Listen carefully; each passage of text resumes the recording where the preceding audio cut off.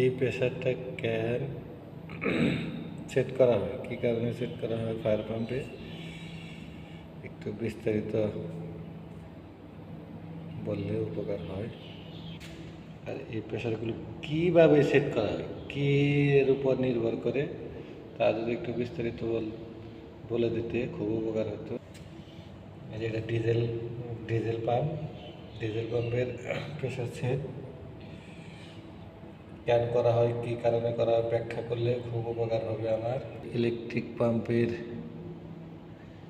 Name plate, এটা electric পাম্পের name plate.